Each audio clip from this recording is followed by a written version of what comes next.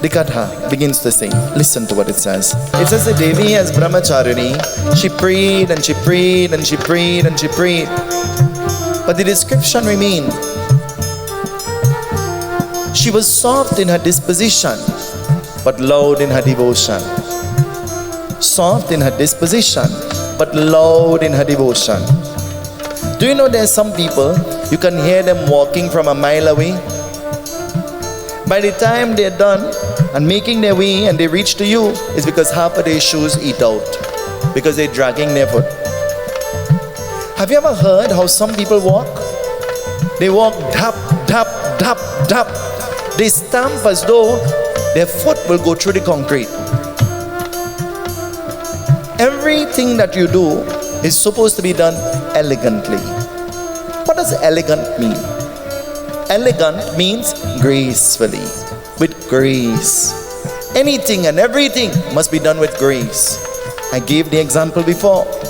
When the group of dancers come and they're dancing, and a part of the costume that they're wearing falls off, they don't stop dancing, you know. You know what they do? And they continue to dance as though that was a part of what was supposed to happen. With grace, they continue. So too with grace, we are supposed to continue and never remain stagnant. The Devi continued to pray, but praying and praying and praying. Though she was praying, Lord Shiva was hearing, but he was not listening. You ever hear something, but you didn't listen? You hear the mic passing, and you say, hey, what that mic say? You know I hear the mic, but me you know what they say.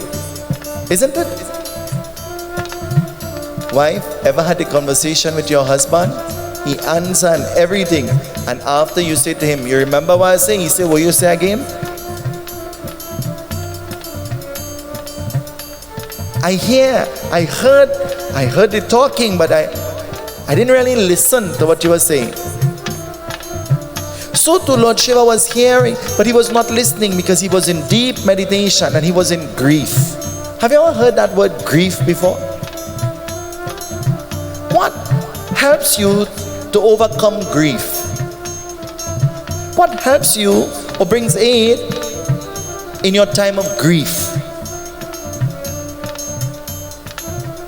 It says, though he was hearing, he was not listening.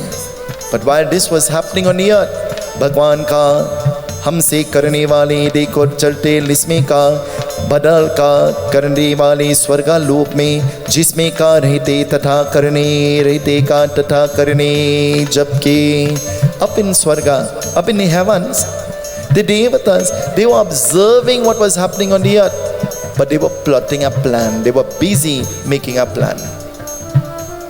Sometimes you're sitting down in a position and in a place, but though you are physically here, your mind is somewhere else, isn't it?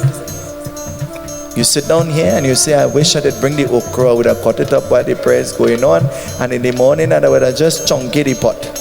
Huh? And you're thinking it and your hand moving as though you don't cutting up the okra already.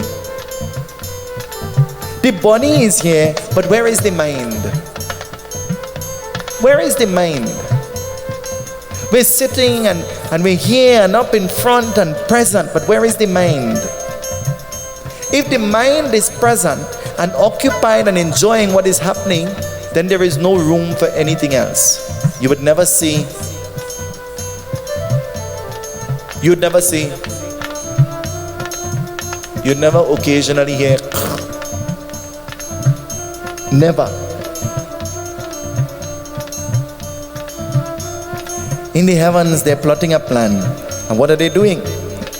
While now in the heavens, the Devatas were plotting a plan, something was happening around this place where Haimavati and Maina they were living. What was happening?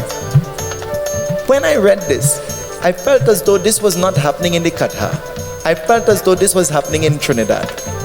Because this is our culture and this is what we do. Listen to what is happening now. News started to spread like wildfire everywhere, and everybody was talking about the daughter of Haimavati and Maina.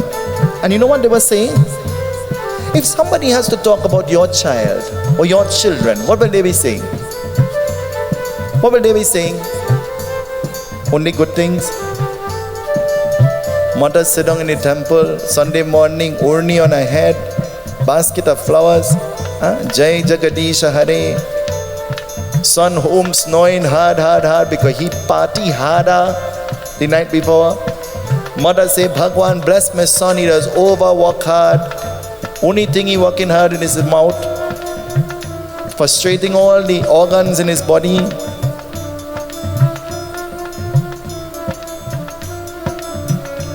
It says, news spread like wildfire, and everybody was talking about the daughter of Haimavati and Maina. And what were they saying? They were asking each other, did you hear? Have you heard? Somebody ever ask you, hey, you're here? You didn't hear? Somebody ever asked you that before? Somebody ever asked you that before? Sharon, somebody ever asked you that before? Rakesh, somebody ever asked you that before? You're here. You see, I just hear, But I don't say nothing when I hear. Because you know why? I just like people to feel that, I'm a little foolish. It says, news spread like wildfire. And so, they were talking, and what they were saying, don't you know? The daughter of the king, who is the princess, the king have her wearing white clothes, sleeping on the ground and eating leaves. Listen to what they're saying. Sleeping on the ground, outside, and eating leaves. And he's the king who could afford anything. Listen to the torment that he is putting his daughter through. That does sound kind of Trinidad to you? Because anything and almost everything you hear, you have to take it with a pong of salt. Because most of the time what you're hearing is not the fact. It is not the truth. Everybody hearing this now, what they will do? They all started to march to the kingdom of Haimavati. Because you know why? They hear, but now they want to see. You ever hear and then immediately you want to see? It says all beings started to march to the kingdom of Haimavati and Maina. And so not only the good beings went, the not so good beings went too. Are you a good being? Are you a good being? Hello? Are you a good person? Right now, orni on your head. Jai Jagadisha Hare. Holy, holy, holy. Chandan on your forehead. When they put in the chandan, you say put a big one,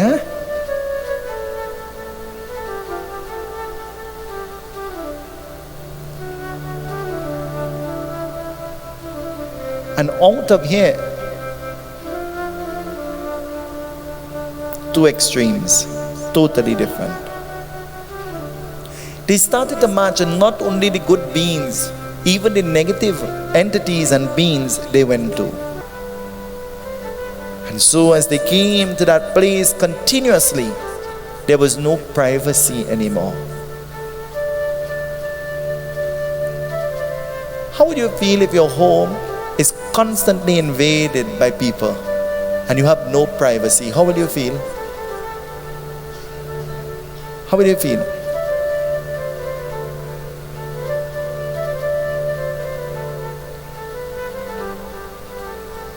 Well, you see, in the Ganesh Utsav Foundation, everybody here has a home. But their home doesn't really belong to them. It belongs to everybody in the group. Almost anybody and everybody could go in anybody's kitchen and know where to find anything. Almost anybody and everybody could go into everybody's home and we know which bell to press, which door to wait by. We know. Everybody knows. Isn't that? And if you don't know about each other, I'm sure you know about the one that I live in. I am sure without a doubt, isn't it? Actually, they know that home better than me. When I have to find something, I have to call them to ask them where it is. It says there was no privacy anymore. But she was not fazed by this. She never allowed this to stop her. She continued to pray. What should we allow to stop us from praying? You see, when situations and problems and distress presents itself to you, it is not an opportunity for you to say, well, I don't need to pray again. I pray already. I pray enough. Can you ever pray enough? Is there anything like enough praying? It says, she never stopped praying. She continuously prayed. And who was she praying to? She never stopped praying. She continued to pray. Nothing, nobody, no situation should prevent you from praying. Actually, situations presents itself in front of you as a test from Bhagwan to see when you will think of him. At what point you're going to incorporate him into your problem, into your situation. And so praying and praying and praying, what will happen? Haimavati, he had a problem. And his problem was, while she was praying, he knew where she was. But when she was not praying, he had no idea where her location was. He had no idea how to find her. And so in an effort to know where she was, Haimavati created ornaments for her body. But ornaments with bells that will make noise when she is walking. Have you ever heard when the dancer walk? From a distance you hear the dancer coming. Chum, chum, chum, chum, chum. Huh? And so creating these ornaments for her. She wore these ornaments, but everywhere she went, you will hear the ornaments ringing. Do you know there are some people when they wear the bangles, you hear the bangle all the time? I never forget. Every morning as a child growing up, I will be awakened to the sound of my grandmother's ring hitting on the bell now. Tock, tock, tock, tock. I knew that roti was on its way when I heard this sound. Ever bailed the roti with the ring on? How does it sound? Not tick-tock, eh? Tock. Placing these bells on the ornament, she started wearing the ornaments all over her body. And so wearing the ornaments, he was able to know where she was. But there was something about the bells. Every time the bells echoed, it did something. What did it do? As far as the bell will be heard, all the negative energies and all the demons around started to flee. Ever wondered why when we do the puja, we ring the bell? Huh? And we don't just ring one bell. We ring more than one bell. When we do the puja, we ring more than one bell. Hearing? As far as the sound of the bell is heard, all the negative energies will go. You could beat the bell. As far as the sound goes, all the negative energies go. That's why even in the funeral, you beat the bell.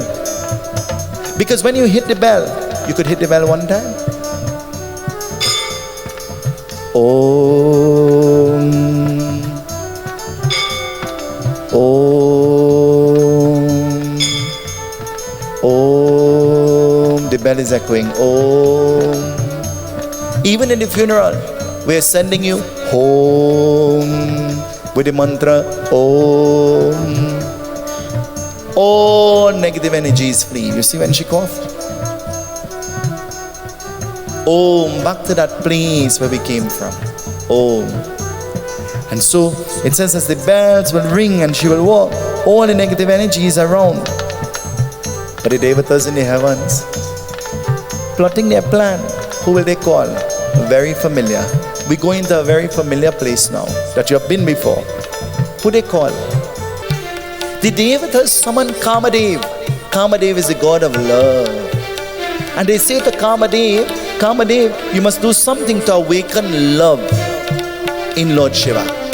What can you do to awaken love in somebody? What can you do?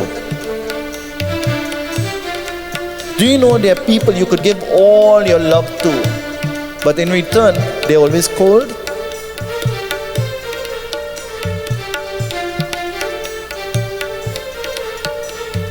It says, Kamadeva, he looked at the Devatas and he says, I'm willing to help, but chances are, Lord Shiva might get angry. And if he gets angry, what will happen? And you know what the Devatas say? When that time comes, we go see about that. Listen to what they say. When that time comes, we will see about that. You and I say that same thing. We say, well, when that time comes, we go see about that. Kamadeva placed the arrow to the bow, the arrow of love. And you know what Kamadeva did? Kamadeva aimed the arrow to Lord Shiva. And as he aimed the arrow to Lord Shiva, as the arrow left the bow and was coming in the direction of Lord Shiva opened his eyes at that time. You ever talking about somebody and they walk in the room? What you do? Hello, Trinidadians? You ever talking about somebody and your phone dialed them by mistake? Huh? I'm telling you about familiar scenarios, huh? Your phone dialed them by mistake and you hear everything that they say.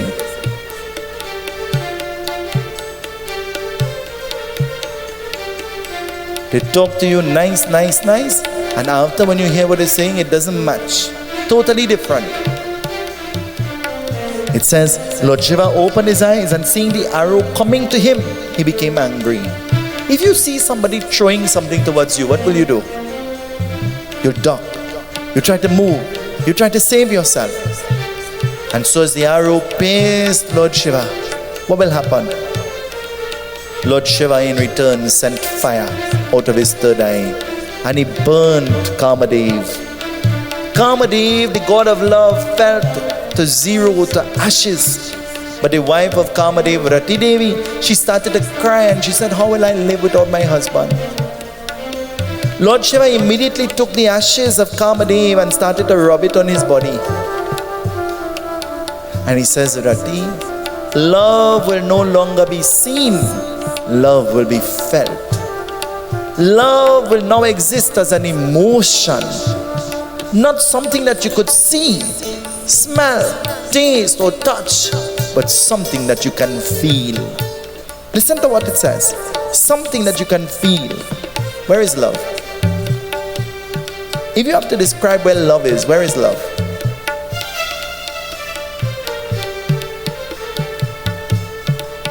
If you have to draw something symbolic of love, what will you draw? A heart. But you see, not just a heart, a heart with an arrow in it, isn't it? You see where the arrow come from? You see where the arrow comes from? It comes from our scripture, from our dharma. This is where it comes from. And so now that Lord Shiva utters these words, what will happen? The scene is set. The scene is set. He has now heard the prayers of the divine goddess. Hearing the prayers of the divine goddess, she who is adorned with all of these bells, what will happen? The scene is set. Do you know why today she wears red? The scene is set and she is about to become a bride. See the color that she's wearing? She's about to become a bride. The bride of who? Lord Shiva. And so Lord Shiva is going. He's going to the Viva, the wedding. His own Viva. But you know how Lord Shiva is going? How did you dress when you were getting married? Huh? With a sari? And a wedding dress? How did you get dressed when you were married? Akarara. Shub, how did you get dressed when you were getting married? You see, everybody's experience is different, huh? Totally different. It says, the Devi in great anticipation, she was waiting for this Shiva that she was praying to all the time. Now that the connection has been made, Lord Shiva is coming and he's accompanied by the Devatas. They're all coming. And you know what happened? Lord Shiva has the ashes of Kamadeva all over his body. Lord Shiva is wearing the skin of the animal. Lord Shiva is sitting on Nandi the bull. But Lord Shiva is facing backwards. He is not facing forward. And as the wedding procession comes to the home of Haimavati, who is the king, and everybody sees who his daughter is going to get married to, everybody begins to. You see, if they could talk about God, then who are you? And who am I? If they could judge God, then who are you and who am I? If they could say all kinds of things about Lord Shiva himself, then who are we? And so they started to talk. But when Maina Devi went and she saw the groom, who she only heard of and never saw, Maina Devi fainted away. You ever see somebody for the first time and you can't believe it's them? A few weeks ago, I did the funeral for a lady who came to every function that we had in the Ganesh Utsav Foundation, and she'll bring a maxi of people, Nancy. But I will never forget the first day I met Nancy. I met Nancy, the first day I'm meeting Nancy. Nancy came to a yajna. She walked up to me in the yajna and she looked at me. She said, "You sure you is Pundit Sunil?" I said, "Yes." She said, "But how your voice so nice and you so ugly?" And I looked at her and in my mind I saying, "Oh God, what is this?"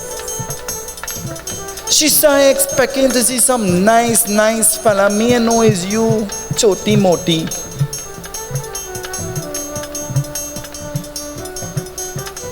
She said, "I'm nothing. You don't look good, but you just sound good." And in my mind I say, Narayan, how do I react to this? What should I say in return? And I looked at her and I say, "Auntie, you want to know something?" She said, "What?" I said, "Girl, if I tell you, you're lucky to see me, so I was uglier." She said, "Really? Than this?" And I'm trying to pacify the situation and she making me feel more bad. Maina fainted away and the Devatas tried now to convince Lord Shiva, "Please, it is your wedding. Change your appearance. Change your attire. You're supposed to look like Vishnu himself." And so Lord Shiva changes his appearance and the wedding happens. But as the viva happens, what will happen? Lord Shiva and Mata Parvati, seated on Nandi the bull, the procession is going to Mount Kailash. It says, while Lord Shiva and Devi Mata was seated on Nandi and the procession was going, the Devatas were admiring how beautiful they looked together. But Lord Brahma, the God of creation, looked at them and felt as though something was missing from the Devi. He looked at the forehead of Lord Shiva, and Lord Shiva had the crescent moon. And he thought that the Devi, she has no moon. So he decided to create one because he's the God of creation. And he placed the crescent moon as a gift to the Devi on her forehead. Placing the crescent moon on the forehead of the Devi, she and Lord Shiva, they have the very same moon on their forehead. Chandra is the moon. Ganta is the bell. Chandraghanta is the Devi that we worship today. Why? Because she wears the bell and the crescent moon. The bells were given by her father so that he'll be reminded that she exists. And the moon was given to remind us that she is the consort of Lord Shiva. Then why tonight the prasad that should be offered to the Devi is sweet rice? Why? You see, when the bride comes to the home for the first time, the first thing that you feed to the bride is what? What is the first thing you feed the bride? In Trinidad, it is our tradition that we feed the bride dal puri and what? You all remember that? Oh, they married a long time. You can't remember? And that is why tonight she wears red and the prasad is. See how logical everything is? The name of the divine goddess is changed to Chandraghanta. But not only that, as she leaves the home of her father Haimavati and she enters onto this Parvat where Lord Shiva lives, her name is Parvati, the goddess who lives on the mountain top, Parvati. But now that Mother Parvati is dwelling with Lord Shiva, something else is about to happen.